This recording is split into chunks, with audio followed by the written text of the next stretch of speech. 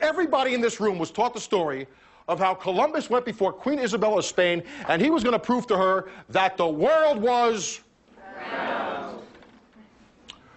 Do you know what Queen Isabella of Spain, pretty smart woman, I gotta believe, would have said to Christopher Columbus if he laid this line on her? She would look to him and go, Christoffel, Aristotle figured out the world was round 2,000 years ago. This is 1492, the year they invented the globe.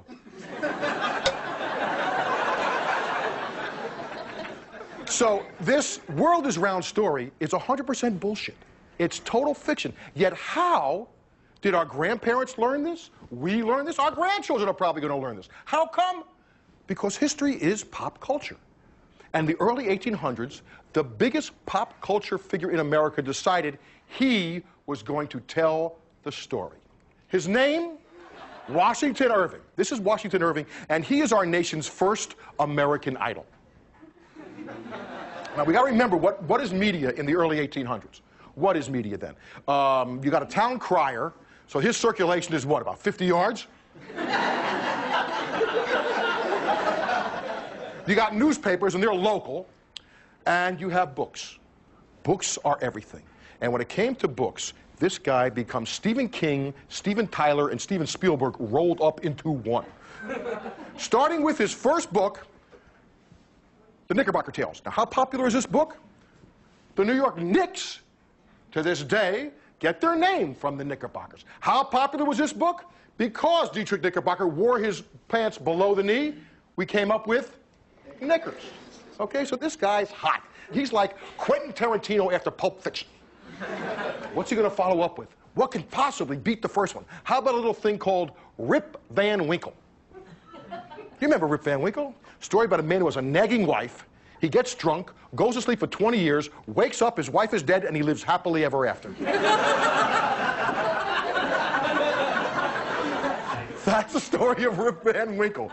Okay, so now he's 2 for 2, right? He's like Outcast following Miss Jackson with Hey Ya. What can he possibly come up with next? A little something called The Legend of Sleepy Hollow. How popular was this book?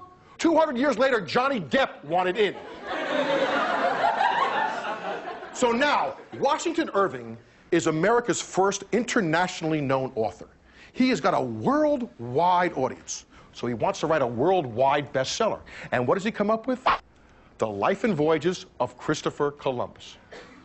This becomes the biggest hit in American publishing history, at least until Volume 2. Okay, I threw in the Fellowship of the Ships. This becomes the biggest hit in publishing only until Volume 3. Sequels, nothing is new. They had them then, they'll have them forever, okay? But what's more important is that here is where the world is round stories come from. It's not out of fact, it is totally out of his fiction. You know, Napoleon once said, history is a myth men agree to believe. Well, so many people have read this myth that it creates what I like to call the Liberty Valance effect. There is a great old Western, if you haven't seen it, called The Man Who Shot Liberty Valance. It stars Jimmy Stewart and John Wayne and was directed by? Oh, there you go, John. For only 2 film students came up with that. Shame on you.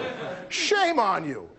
But in this movie, Jimmy Stewart plays a man who rises to become a hero because he's credited with killing the notorious outlaw Liberty Valance.